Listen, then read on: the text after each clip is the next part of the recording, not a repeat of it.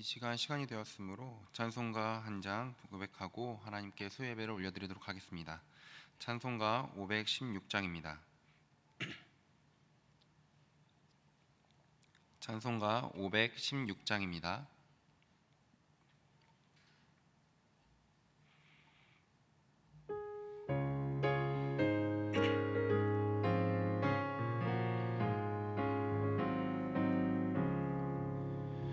옳은 길 따르라 승리의 길 세계 만민의 참된 길 이 길 따라서 살기를 온 세계에 전하세 만 백성이 나갈 길 어두운 밤 지나고 동튼다 환한 빛 보아라 저 빛 주 예수의 나라 이 땅에 곧 오겠네 오겠네 주 예수 따르라 승리의 주 세계 만민이 나갈 길과 진리요 참 생명 내 창검을 부수고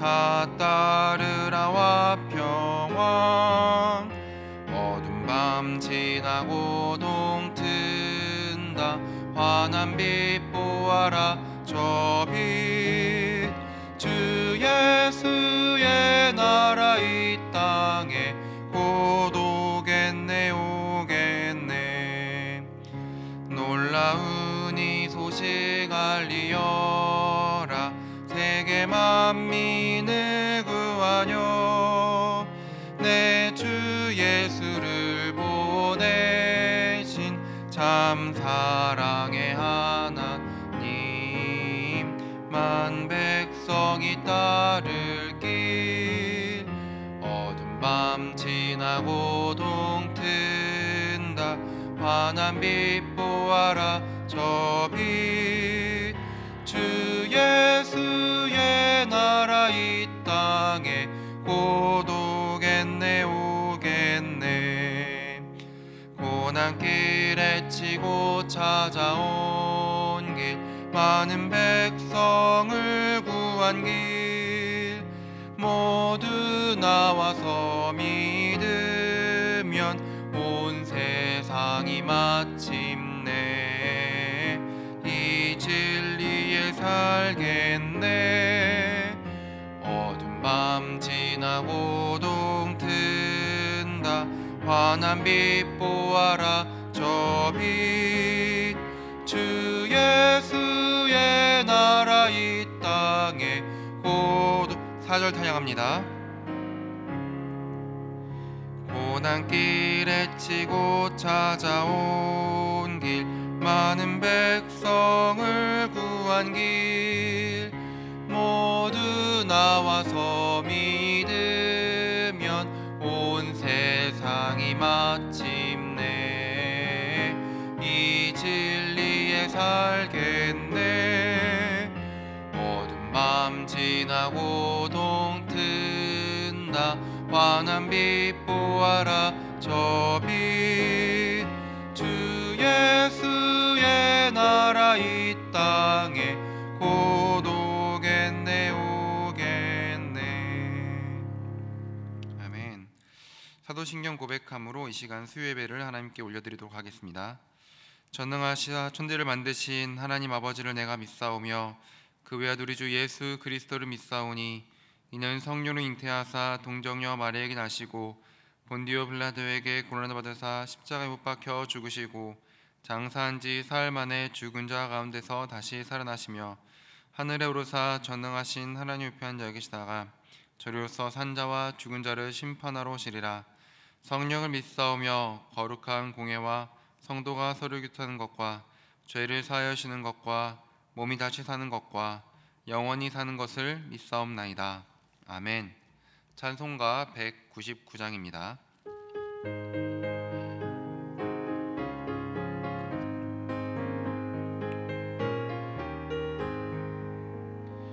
나의 사랑하는 책 비록 헤어졌으나 어머니의 무릎 위에 앉아서 재미있게 듣던 말 그때 일을 지금도 내가 잊지 않고 기억합니다.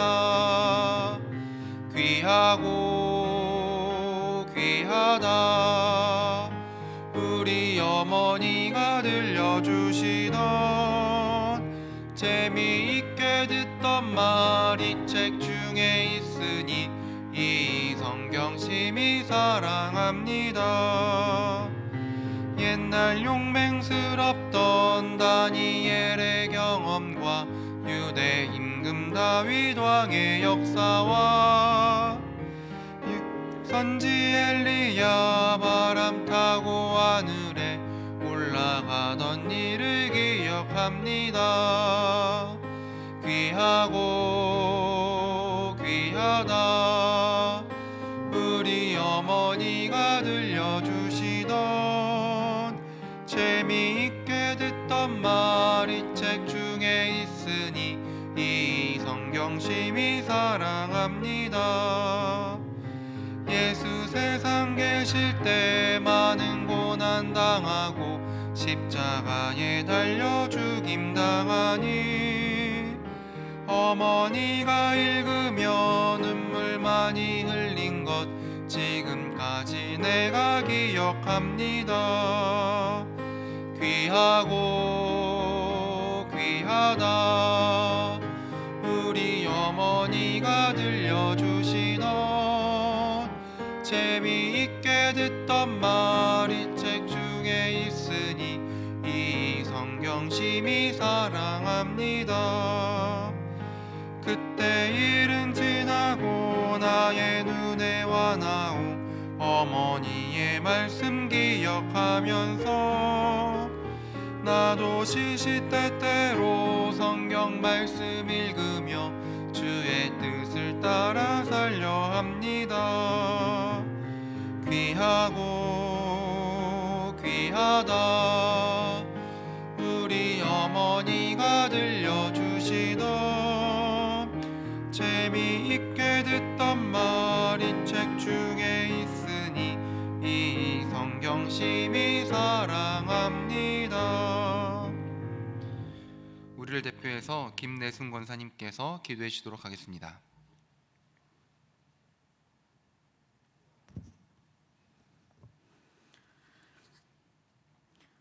길이요 진리요 생명 되신 하나님을 찬양합니다. 주님의 크신 사랑의 능력으로 자녀 삼아 주셔서 이 시간 3일 예배로 주님 앞에 나아오게 하시니 감사드립니다. 언제나 저희들을 지켜주시고 보호하여 주시는 하나님, 이 시간 주님을 사모하는 마음으로 부족하고 연약한 모습이지만 주님 보혈을 의지하여 주님 전에 나와 온 마음 다하여 찬송드리며 예배드리오니 받아주시고 우리 갈급함 심령에 필요한 말씀으로 채워주옵소서. 코로나로 인해 많은 이들이 경제적으로 정신적으로 힘겨운 시간을 보내고 있습니다. 주님께서 그들의 손을 붙잡아 주시고 지치지 않게 하시고 하나님을 신뢰함으로 소망을 갖게 하여 주시옵소서. 사람의 모든 생사화복이 주님께 있음을 믿고 두려움과 걱정이 아닌 날마다 주님을 의지함으로 기쁨으로 살아가기를 원합니다. 하나님, 우리 홍성교회를 기억해 주시고 정말 홍제의 홍홍골짜기에 세상을 밝히는 등대 역할을 감당케 하여 주시옵소서. 올해에도 주님의 사역을 위해 세우신 일꾼들이 있습니다. 그들을 기억하여 주시고 능력을 더하시어 주님 안에서 기쁨으로 맡겨진 사명 잘 감당하며 모든 이들에게 기감이 되는 귀한 일꾼들 다 될 수 있도록 우리 하나님 축복하여 주시옵소서. 또한 하나님, 정말 연약한 자들, 병마와 싸우는 자들 하나님께서 찾아가 주시옵소서. 그들을 위로해 주시고 힘과 용기를 갖게 하시고 치료하여 주시옵소서. 강하신 주님의 능력 붙잡고 이길 수 있는 희망을 허락하여 주시고 하루속히 건강하게 회복하여 저희들과 함께 예배하며 찬양하는 그날을 기대할 수 있도록 주님 축복하여 주시옵소서. 연로하신 어르신들에게도 강건케 하시고 외롭고 우울하지 않게 하시고 늘 말씀과 기도와 찬양으로 이기며 승리하는 귀한 우리 어르신들 다 되어질 수 있도록 하나님 축복하여 주시옵소서. 오늘도 말씀을 들고 서신 박성순 목사님 강건케 하시고 성령 충만하게 하시고 모든 사역하시는 위에 하나님의 충만한 은혜를 허락하여 주시옵소서. 저희들은 주실 말씀을 사모하며 은혜롭게 받아 삶을 통해 주님의 향기를 내며 복음의 전도자로 살기에 합당한 모두가 되기를 간절히 소망합니다. 하나님 아버지 감사합니다. 이 예배의 시종을 주님께 부탁드리오며 경배드리오니 홀로 영광 받아 주시옵소서. 감사하며 저희의 생명 되시는 예수님의 이름으로 기도드립니다. 아멘.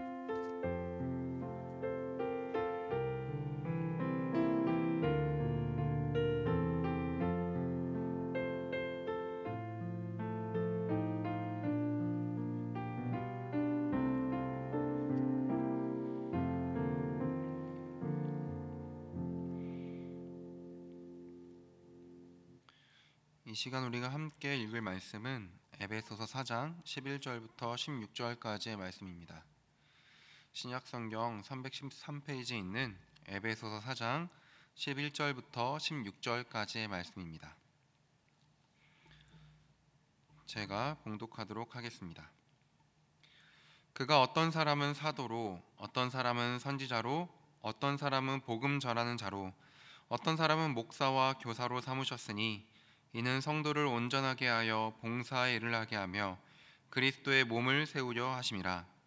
우리가 다 하나님의 아들을 믿는 것과 아는 일에 하나가 되어 온전한 사람을 이루어 그리스도의 장성한 분량이 충만한 데까지 이르리니 이는 우리가 이제부터 어린아이가 되지 아니하여 사람의 속임수와 간사한 유혹에 빠져 온갖 교훈의 풍조에 밀려 요동하지 않게 하려 함이라.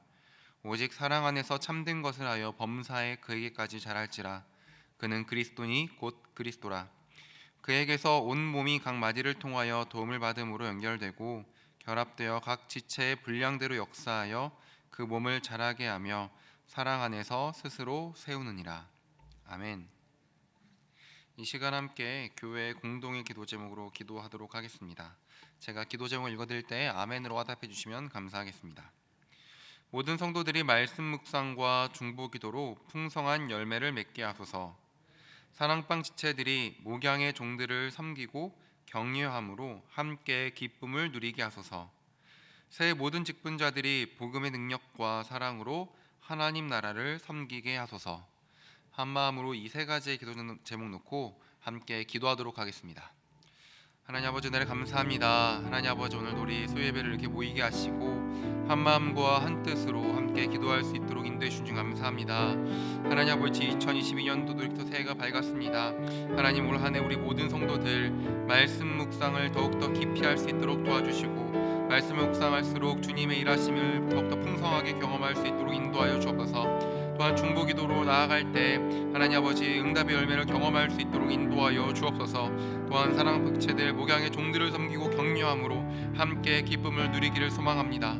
섬김을 받는 자뿐만 아니라 섬김을 하는 자까지 성령의 충만함으로 함께 하셔서 섬길 때 더욱더 풍성한 사랑이 넘쳐날 수 있도록 인도하여 주옵소서. 그리하여서 더욱더 끈끈한 사랑방 될 수 있도록 도와주시고 그 사랑방 모임을 통하여서 주의 몸된 교회가 더욱더 견고해질 수 있도록 인도하여 주옵소서. 또한 세대 모든 직분자들 복음의 능력과 사랑으로 하나님 나라를 섬기기를 간절히 소망합니다. 성령님 입어서 나아갈 수 있게 도와주시고 성령 입어 섬길 때 하나님의 나라와 주님의 역사가 더욱더 확장되어질 수 있도록 인도하여 주시옵소서. 사랑과 은혜가 풍성하신 하나님 아버지, 이 시간 교회 공동의 기도점으로 주 앞에 나아갔습니다. 주님의 때 주님의 방법으로 이 모든 것 응답하여 주시고 우리가 주님의 응답함을 보고 주님 마음껏 찬양할 수 있도록 인도하여 주옵소서. 이 시간 주의 말씀을 듣습니다. 전하는 자 듣는 자 함께 은혜를 나눌 수 있도록 도와주시고 종의 연약함은 가리시 오직 주의 마음만 드러날 수 있는 시간 될 수 있도록 인도하여 주옵소서. 감사하며 우리를 구원하신 예수님의 이름으로 기도드립니다. 아멘. 코로나 사태가 햇수로 3년을 맞이하고 있죠. 전례 없는 팬데믹 속에 사회 구조가 바뀌었다라고도 말하고 산업 형태가 바뀌었다라고 말하고 우리 삶의 많은 것들이 바뀌었다라고 이야기하는 시대입니다. 이렇게 많은 것이 바뀐 시대이지만 유독 한 가지 바뀌지 않은 것 같은 것이 있는데요. 그것은 바로 기독교에 대한 신뢰도가 바뀌지 않았습니다. 무슨 말이냐면 기독교 신뢰도는 코로나 이전에도 하향화되고 있었고 코로나 중에도 하향화되고 있습니다. 아니 오히려 코로나 중에 대한민국 사회에서 교회를 바라보는 시선은 더 안 좋아졌다라고 많은 통계들이 나오고 있죠. 특별히 작년 1월의 조사인데요. 우리나라 국민 중에 약 76% 정도가 기독교를 신뢰하지 않는다라고 응답했다라고 합니다. 월화 이틀에 걸쳐서 노회 교사 부흥회가 있었는데요. 월요일 집회에서 강사 목사님께서 대다수의 성도분들이 많은 한국 사람들이 한국 교회를 비난하는 상황 가운데 대다수의 성도분들이 아마도 교회를 비난하는 사람들 앞에서 변호자의 입장을 취할 것이다라고 말씀하시더라고요. 여기서 변호자라는 것은 교회를 비난하는 사람들 앞에서 그건 일부 교회만 그런 거야. 우리 교회는 안 그래. 이런 식으로 이제 변호하는 입장에 머문다라는 것이죠. 내가 믿고 나를 구원한 그 예수 그리스도와 복음에 대해서 적극적인 증인의 삶을 살기보다는 우리 교회는 안 그래. 다 그런 건 아니야.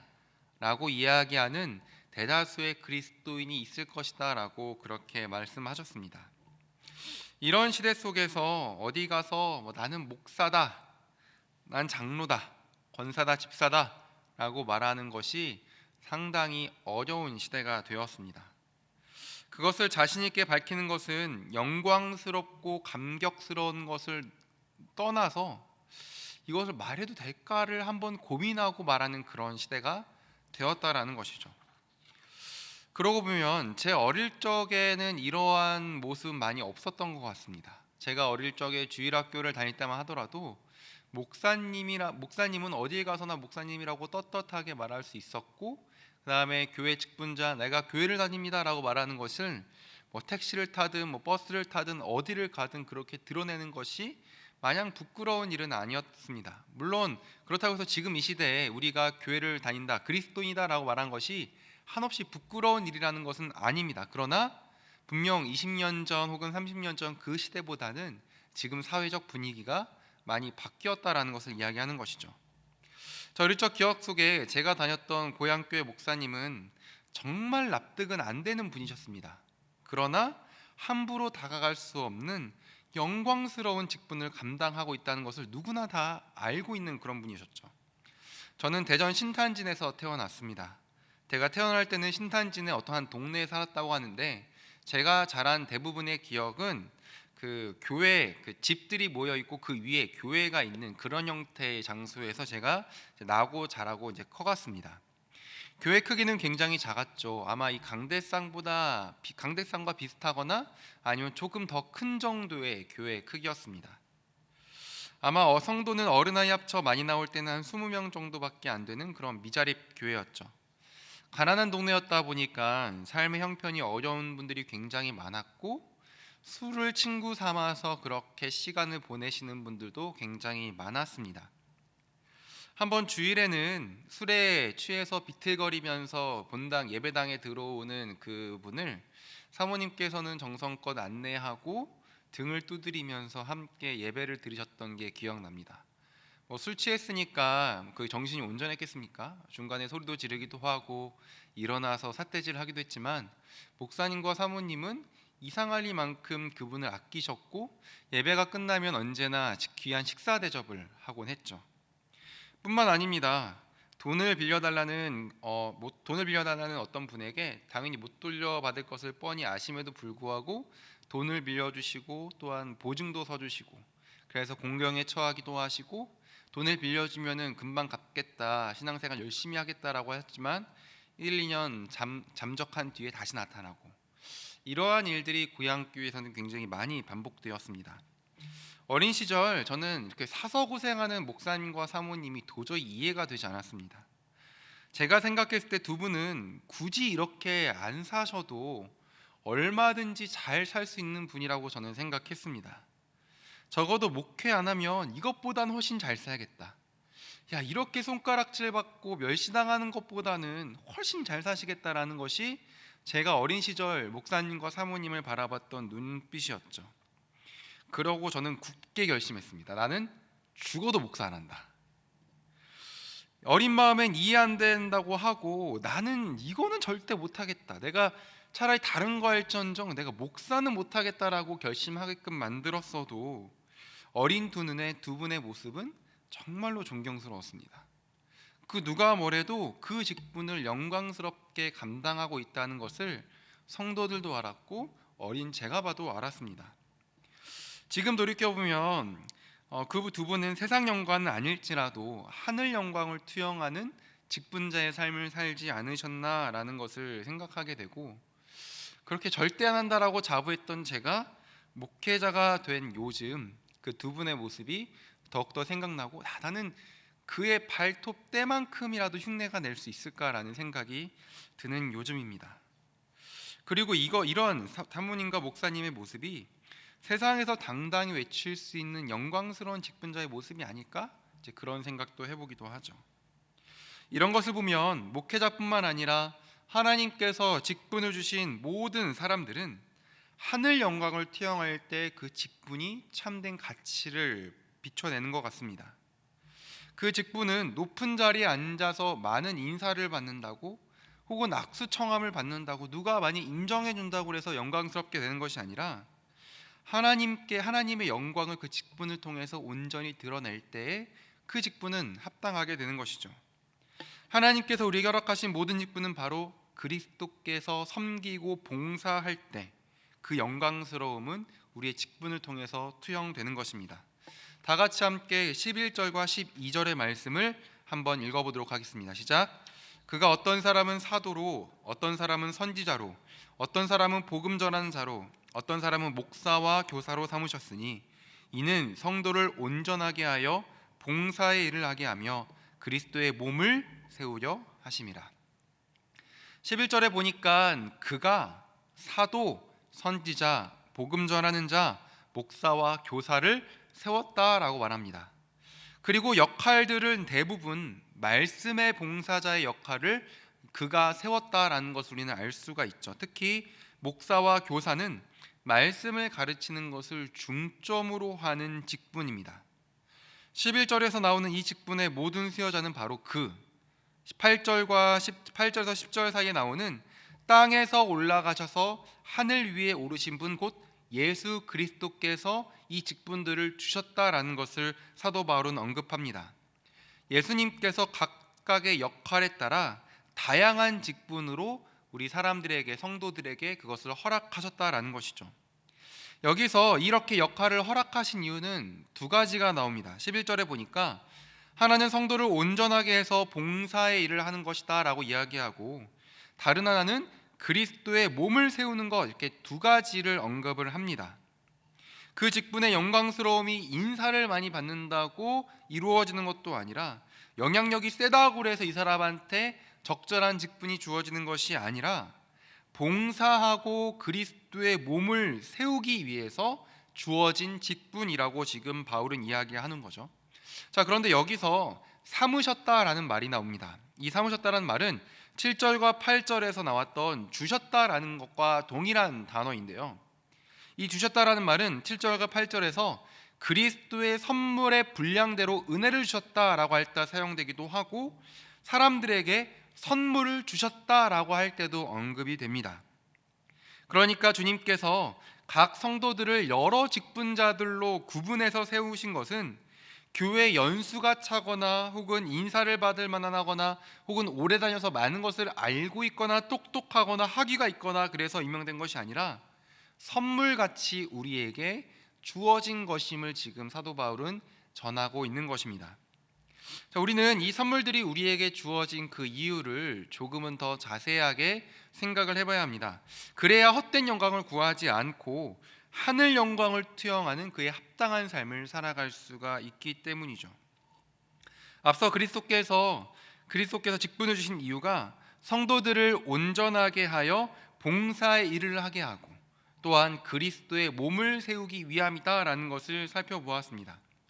쉽게 말해서 직분자들의 최종적인 목표가 무엇이냐면 봉사의 일과 그리스도의 몸을 세우는 것이다라는 것입니다. 자, 하지만 이것을 직분자들이 직접 하는 것이 아니라 분명히 22절에 보니까 성도를 온전하게 해서 성도들로 하여금 봉사의 일을 하게 하는 것이다라고 사도 바울은 언급을 합니다. 또한 성도들과 함께 그리스도의 몸을 세우는 것이다라고 말하죠. 자, 그렇다고 해서 그리스도께서 사도나 선지자, 복음 전하는 자, 목사와 교사를 어떤 교회의 특별한 더 한층 높은 위치에 두셔가지고 이 사람들 그들이 관리자 입장에서 성도들에게 이것을 시켜라라고 말하는 것이 절대 아닙니다.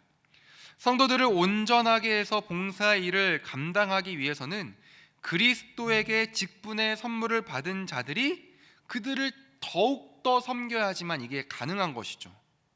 또한 12절에서 사용된 여기서 온전하게 하다라는 단어는 신약 성경 전체에서 딱 이곳에서만 사용된 단어인데요. 이 당시 이 단어는 주로 의학적인 용어로 많이 사용되었다라고 합니다.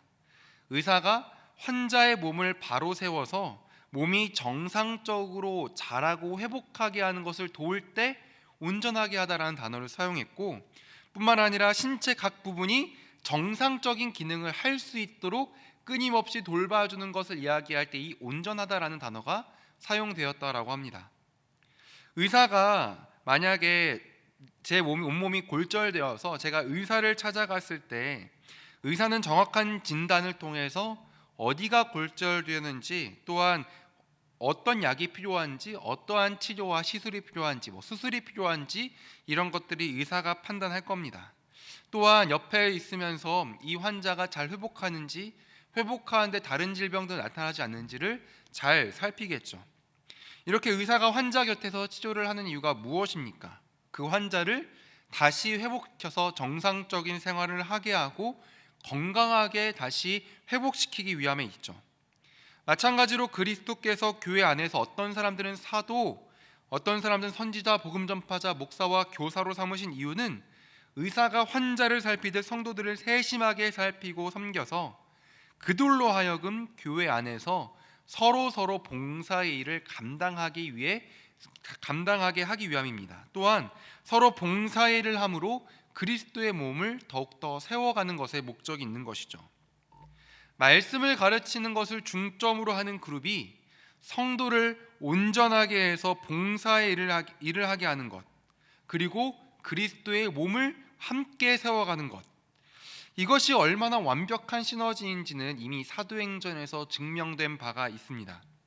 사도행전 6장에 보면 성령 강림 사건 이후로 사도들은 예수 그리스도의 이름으로 박해받고 능욕당한 것을 마땅하게 생각하는 부분이 나옵니다.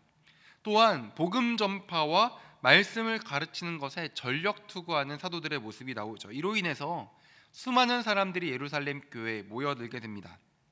많은 사람들이 모여들자 헬라파 유대인들이 자기의 과부들이 매일의 구제에서 누락된 것 때문에 히브리파 사람들을 원망하는 일이 발생하게 됩니다. 아마 인원이 얼마 안 됐을 때는 12명의 사도들로도 이미 충분히 그들에게 말씀을 가르치기도 하고 봉사와 어떤 섬김 역할을 능히 감당할 수도 있었을 겁니다. 그러나 인원이 점점 많아지고 사도들이 관리할 수 있는 역량이 좀 넘어가다 보니까 의도치 않게 이러한 갈등이 발생하게 된 것이죠. 그렇다고 해서 사도들의 주된 사명인 말씀 전파의 비중을 줄일 수도 없는 노릇이었습니다. 이에 말씀의 교훈을 잘 받은 7명의 일꾼을 세우게 되고, 이 일꾼에게 봉사일을 전적으로 맡기고 사도들은 말씀을 가르치는 일에 전력하게 되는 부분이 사도행전 6장에 나와 있습니다. 이렇게 각자에게 주신 은사와 직분대로 역할을 감당하게 되자 교회는 이렇게 되었다고 누가는 기록하고 있습니다. 다 같이 함께 사도행전 6장 7절의 말씀을 함께 읽겠습니다. 시작. 하나님의 말씀이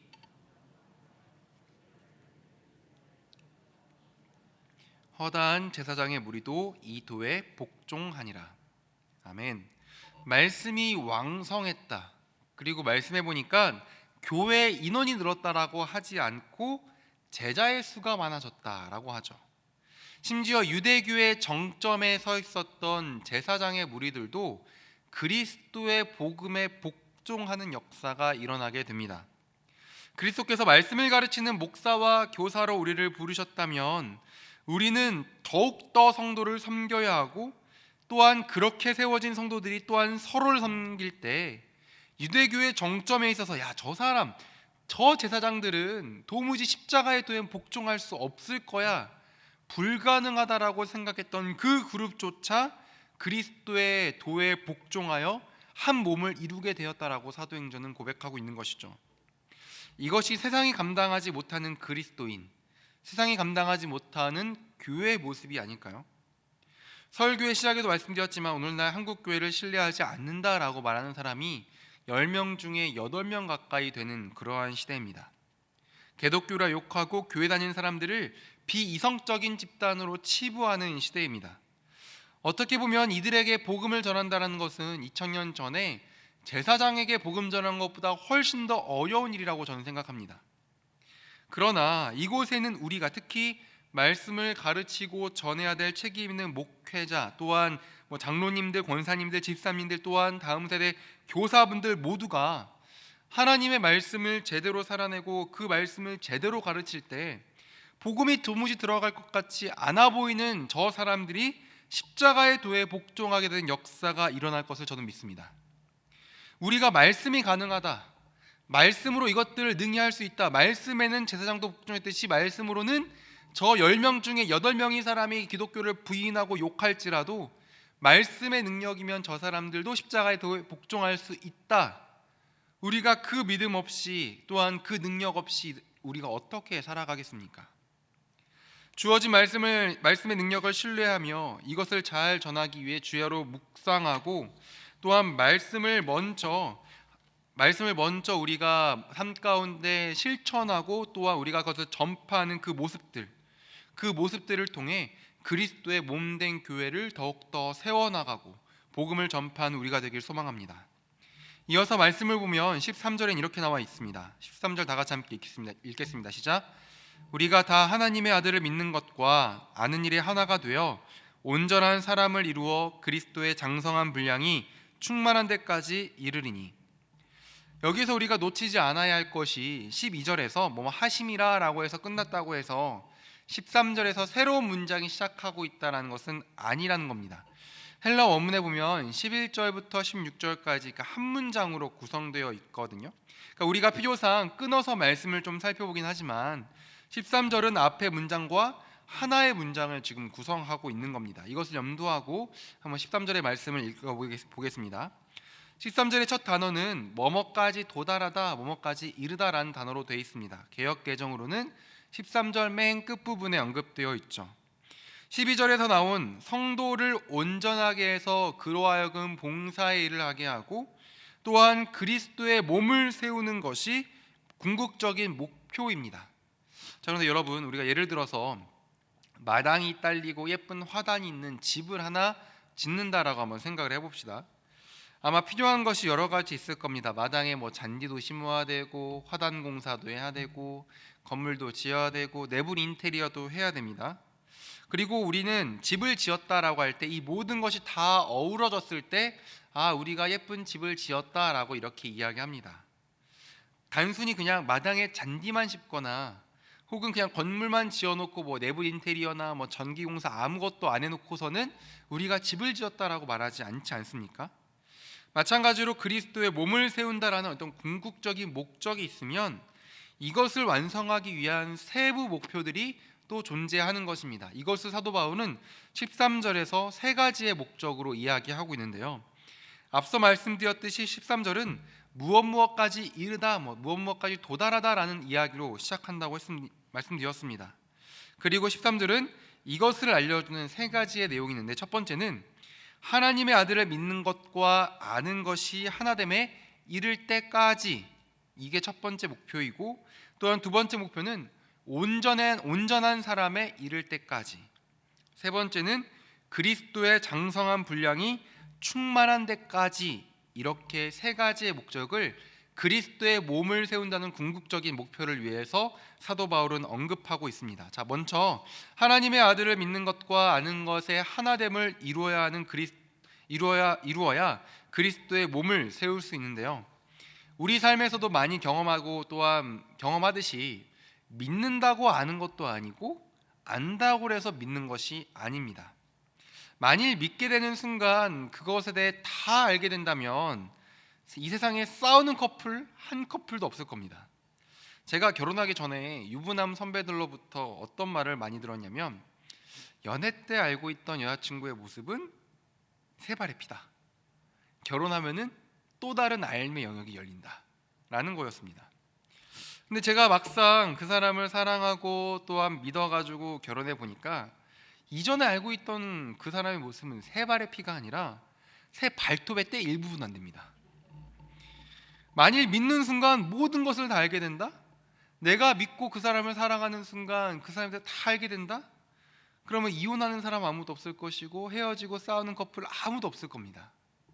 그러나 우리는 잘 알죠. 믿는 것과 아는 것은 또 다른 문제라는 것을 우리는 잘 알고 있습니다.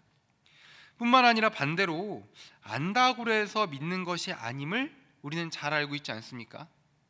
그러니까 저의 큰 고모부가 예수님을 믿지는 않으십니다. 그런데 중고등학교를 미션스쿨 나오셔가지고 매주 예배도 드리셨고 또한 정규 수업으로 이제 그 기독교에 관한 종교 수업이 있었다라고 하시더라고요. 대화를 나눠보면은 실제로 예수님에 대해서 알고 계신 것이 굉장히 많고 성경의 스토리도 알고 있는 것이 굉장히 많습니다. 그러나 절대 예수님 믿지 않습니다. 안다고 해서 믿지는 않는다는 거죠.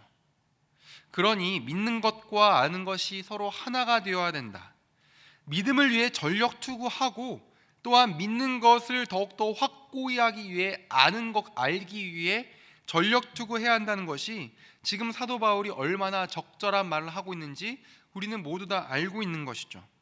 바울은 이 말씀을 교회 공동체에 전하면서 그리스도의 몸을 세워감에 있어서 하나님의 아들을 믿는 것과 아는 것이 서로 달라서는 안 된다. 서로 믿는 것과 아는 것은 하나가 되어야 된다라고 사도 바울은 강조하고 있고, 그 하나가 될 때 그리스도의 몸은 세워진다라고 바울은 이야기하고 있습니다. 그리고 이해하기 위해 나는 믿는다라고 말했던 어거스틴처럼 우리가 하나님의 아들을 알기 위해서는 반드시 그 아들을 믿어야 되는 것이죠. 먼저 그분을 믿고 먼저 그분을 신뢰해야 그분에 대한 알미 더욱더 깊어진다라는 것을 기억하고 하나됨을 위해 하나님 말씀을 더욱더 가까이 하고 하나님의 아들 예수 그리스도를 더욱더 믿음으로 고백하는 저와 여러분이 되길 소망합니다. 그리고 믿는 것과 아는 것의 하나됨은 반드시 성도들의 삶을 통해 투영되게 되어 있습니다. 저도 마찬가지고 여기서 함께 예배드리는 서울홍성교회 모든 공동체가 믿는 것과 아는 것을 단순히 우리가 머릿속에만 적어두는 것이 아니라 우리 삶을 통해 그것이 하나 되기 위해 노력하는 우리 모두가 되어야 됩니다. 두 번째는 온전한 사람을 이루어야 그리스도의 몸을 세울 수 있다는 것인데요. 여기서 쓰인 온전한이란 단어는 앞에 12절에 말했던 온전함이랑은 전혀 다른 단어입니다. 13절에 쓰인 말은 바로 성숙함을 뜻하죠. 즉 성숙한 사람이 되어야 그리스도의 몸을 세울 수 있다라는 겁니다. 처음부터 성숙한 사람이 누가 있겠습니까? 모두 다 어린아이부터 점점 성숙해 가는 것이죠. 그런데 만일 이 성장이 멈춰버린다면 분명히 큰 문제가 있는 것이죠. 분명히 나이에 맞게 또한 연수에 맞게 분명히 활동을 해야 되고 성장을 해야 되는데 그 성장이 어느 수준에 딱 멈추게 된다면 그것은 심각한 문제이고 반드시 치유를 받아야 될 문제인 겁니다. 바울은 14절에서 성숙한 사람과 정반대되는 존재인 어린아이라는 존재를 언급하며 그 특징을 말해주는데요. 그 특징은 그 어린아이는 온갖 교훈의 풍조에 밀려 요동하는 존재다라고 사도 바울은 14절에서 이야기합니다. 바꿔 말하면 성숙한 사람은 여러 교훈의 풍조에 밀려 요동하지 않고 확고한 교훈을 붙들어 잔잔한 사람을 의미하는 거겠죠. 여러 교훈에 휘둘리지 않는 성숙함이 굉장히 중요한 이유가 있는데요. 신천지나 하나님의 교회 같은 이단에서 가르치는 것들을 보면은 말도 안 되는 것들을 가르칩니다. 성경 딱 펴고 앞뒤 문맥 조금만 읽어봐도 이들이 얼마나 허무맹랑한 이야기를 하고 있는지가 금세 드러나게 되죠. 그러나 그 거짓에 넘어가는 사람이 수백만 명입니다. 이뿐 아니라 인권이라는 이름으로 자행되는 동성애, 또한 그것을 옹호하는 퀴어 신학, 이런 것들은 여러 교훈의 풍조에 휩쓸려서 확고한 진리에 머무르지 못하고 있고 못하는 표류하는 인생들과 똑같습니다. 그럴듯한 말로 진리를 왜곡하고 그럴듯한 말로 여러 가지 화려한 교훈들을 제시하지만 그것은 그냥 여러 가지 교훈들에 불과하지 우리가 확실하게 붙들어야 할 진리와는 전혀 다르다라는 것이죠. 여러 가지 교훈에 휩쓸려서 이리저리 표류하는 인생은 어린아이에 불과하다라는 것을 기억하고 그리스도께서 세우신 말씀의 직분자들이 하나님의 말씀을 충분히 배워서 또한 그 말씀을 성도들에게 충분히 가르쳐서 결코 흔들리지 않는 진리 위에 굳건히 서는 성숙한 그리스도인이 되는 것이 그리스도의 몸된 교회를 세우는 너무나도 중요한 한 축인 것입니다. 올해 우리 교회가 말씀 묵상에 되게 집중하려고 하죠. 그 시작으로 21명의 청소년들이 어성경이 읽어지네를 이번 주 월요일부터 다음 주 토요일까지 매일 와서 공부하고 있습니다. 오전 시간에 매일매일 모여서 방학 중인 아이들이 21명이 되는 청소년들이 모여서 그 자리에서 하나님 말씀을 공부한다, 또한 집에 가서는 주어진 성경 부분을 읽는다. 이것은 굉장한 일이죠. 아마 여러분을 지나가다가 혹시 이 청소년들 보거나 혹은 교회에서 이렇게 공부하고 있는 친구들 보면은 많은 기도도 해주시고 많은 격려도 해주시기를 부탁드립니다. 이뿐만 아니라 올해에도 말씀 묵상을 위한 다양한 훈련들이 우리 교회에서 준비되어 있습니다. 여러 교훈에 흔들리는 그런 시대가 아니라, 그런 교회가 아니라 다양한 말씀의 훈련들과 말씀 묵상에 깊이 들어갈 수 있는 그런 도구들을 통해서 확고한 진리 가운데 머물러 점점 장성하는 우리 모두가 되길 간절히 소망합니다. 세 번째는 그리스도의 장성한 분량이 충만한 데까지 이르러 그리스도의 몸을 세우는 것입니다. 그리스도의 장성한 분량이 충만한 데까지 이른다. 그리스도의 장성한 분량이 충만한 데까지 이른다. 저는 아무리 읽어도 이게 무슨 뜻인지 몰랐습니다. 그리스도의 장성한 분량이 충만한 데까지 이른다. 이 부분을 우리말 성경에서는 이렇게 번역하고 있는데요. 그리스도께서 충만하신 정도까지 우리가 도달해야 됩니다. 그리스도께서 충만하신 정도까지 도달해야 합니다.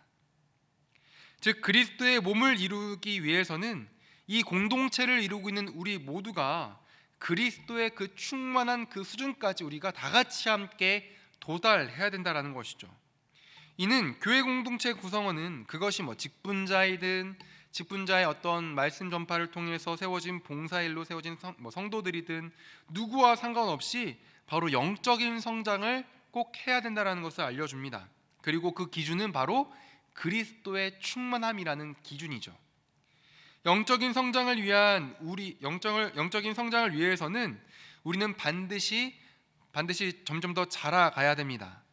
우리가 잘 알다시피 교회는 절대로 완성되지 않았죠. 분명히 성장할 부분이 있고 자라가야 할 부분이 있습니다. 그런데 우리가 이때 조심해야 되는 것은 우리가 삼아야 될 유일한 기준은 바로 그리스도라는 것이죠.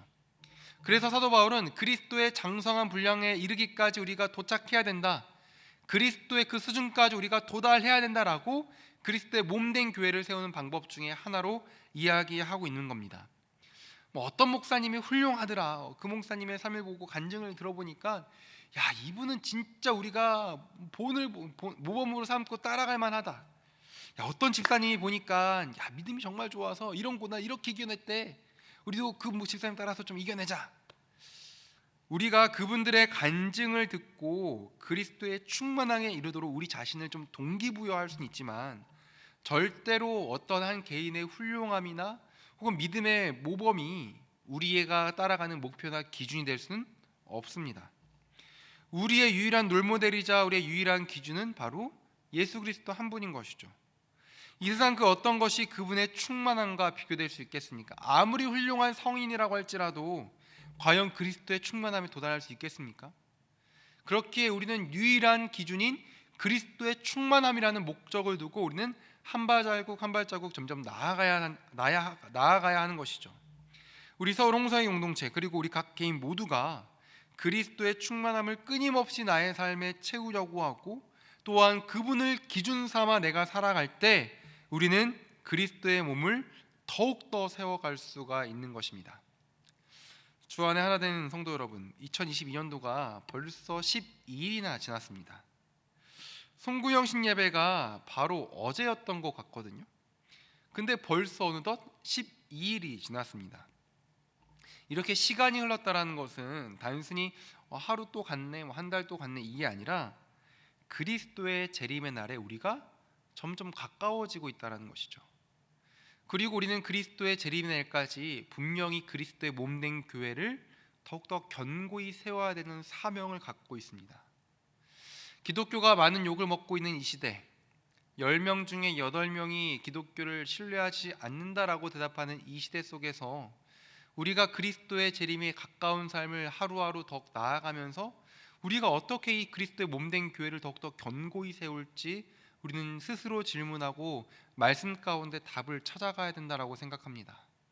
오늘 사도 바울은 이야기합니다. 그리스도의 몸된 교회를 세워야 된다.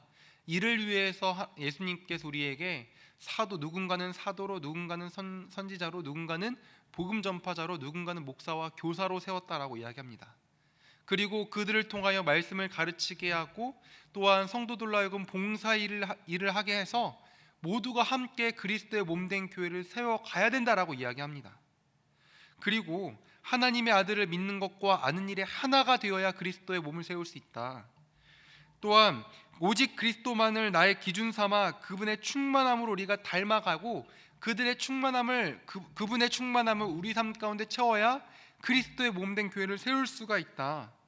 또 우리가 더 이상 어린아이같이 머물러 있는 것이 아니라 확고한 진리 가운데 발을 딛고 하나님 나라를 바라봐서 그리스도의 몸된 교회를 세워야 된다라고 사도 바울은 이야기하고 있습니다. 사랑하는 성도 여러분, 올 한 해 우리가 어떤 목적을 갖고 있든 간에 어떠한 개인적인 목표를 갖고 있든지 간에 주어진 직분 안에서 말씀을 최대한으로 우리가 가까이 하고 깊이 묵상해서 말씀을 더욱더 흥황하게 하는 우리 모두가 되길 소망합니다. 그래서 그리스도의 몸된 교회를 더욱더 세워가는 저와 여러분 2022년도가 되기를 간절히 소망합니다.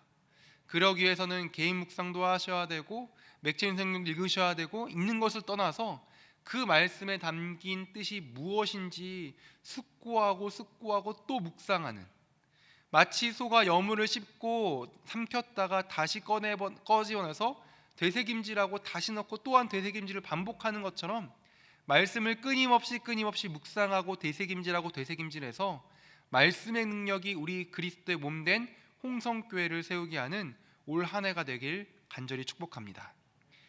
기도하겠습니다. 하나님 아버지, 은혜를 감사합니다. 하나님 아버지, 주님의 은혜 가운데 2022년도를 시작하게 해주신 주님 감사합니다. 하나님, 사랑하는 서울홍성교회 모든 가족들이 올 한 해 주의 말씀 가운데 더욱더 집중할 수 있도록 도와주시고, 특별히 하나님의 아들을 믿는 것과 아는 것에 하나가 되게 하고 주 장성한 분량에까지 이르며 오직 그리스도만 기준 삼아 나의 삶 가운데 그리스도로 충만하길 소망하는 그 목적을 달성하여서 그리스도의 몸된 교회를 튼튼히 세워갈 수 있도록 인도하여 주옵소서. 기독교가 많은 욕을 먹고 있고 또한 신뢰도가 바닥에 땅에 떨어진 이 시대 가운데 우리가 주의 말씀 들고 나아갑니다. 주의 말씀으로 그리스도의 몸된 홍성교회를 세우길 소망합니다.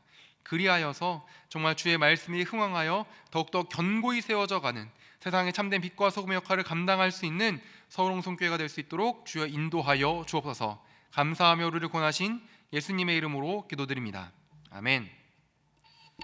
찬송가 210장 하나님께 드리도록 하겠습니다.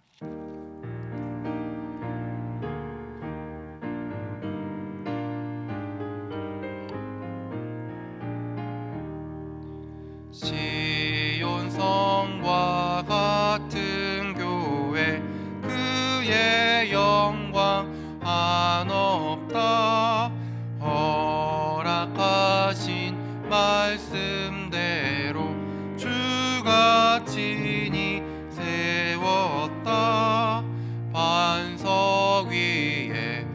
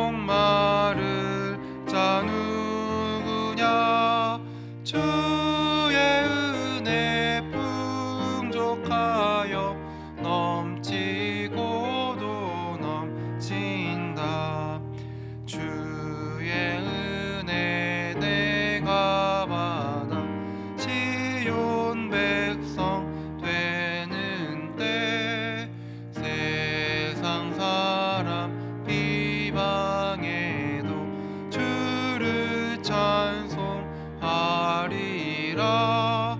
세상 얻된 모든 영광 받지만 깨 같으나 주의 자녀 받을 복은 영원 무궁하도다.